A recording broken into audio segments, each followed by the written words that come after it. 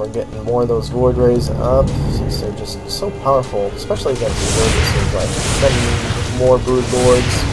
I don't know why he's sending those viewless piecemeals, kind of not a good idea. My carrier and cannons just ripped it to shreds. He's taken out, as soon as he takes out this photon cannon, just watch it power down here. That's going to be worthless. Oh, just about got it. But he does end up taking it out eventually. There he goes with the Corruptors. He's going to send the Lords again. There goes all those shut down right there. But I got my Void Rays once again. I am focusing. See that Corruptor go down quickly as soon as the beams are fully charged. Beams are fully charged. I'm focusing. Focusing.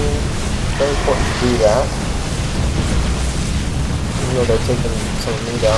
It was about 4 on 8. So almost a 2-to-1 ratio.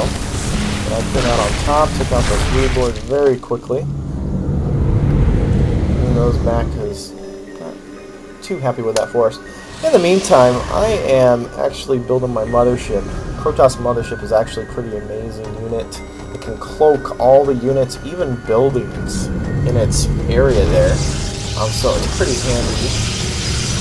And I'm pretty much building it as big of a force as I can until that Mothership is built there. I cannot talk this morning.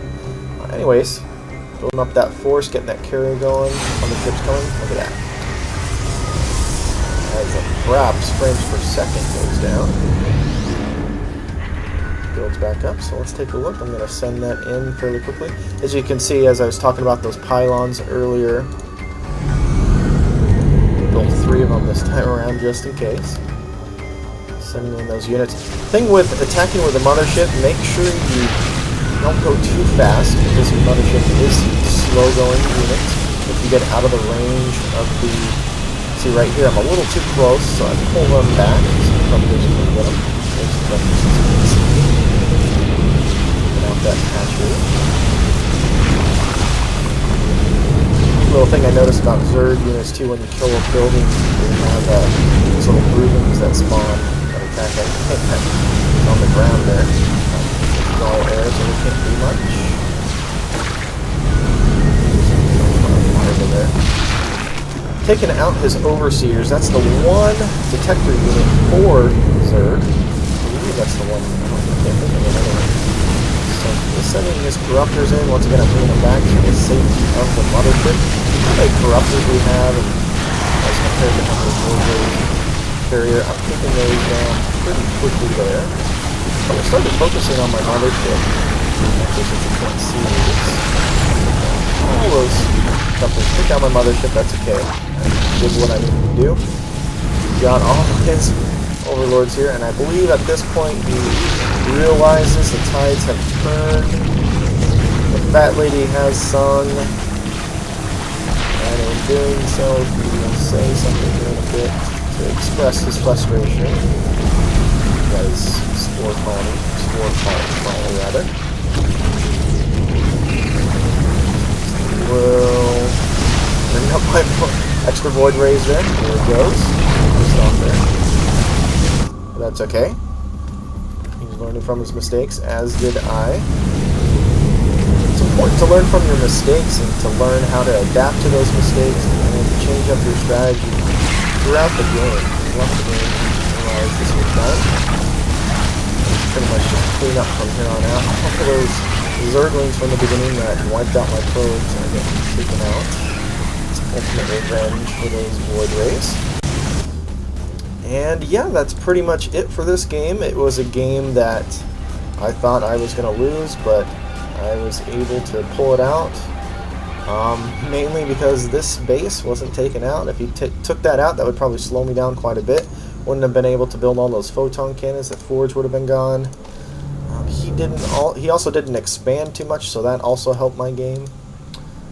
But he did effectively use the Brood Lords as much as he could, and you could see how the Brood Lords could take out those cannons.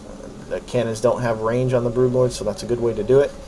But he did need a better anti-air force for those Void Rays. So you can see those Void Rays are pretty powerful once the ray is actually charged up. You also saw how I warped in those stalkers to this area to kind of get rid of that pesky Overlord spawn and creep right here earlier. You also saw how important getting these isolated bases and expansions is, especially if it's against a player who's not used to air or is not going air, then it forces them to go air.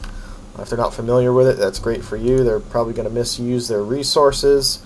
If they are familiar with it, then it just splits their resources, which is good for you as well. So a lot of this game, too, is about resources and making sure that you can deprive the enemy of resources or make them waste resources.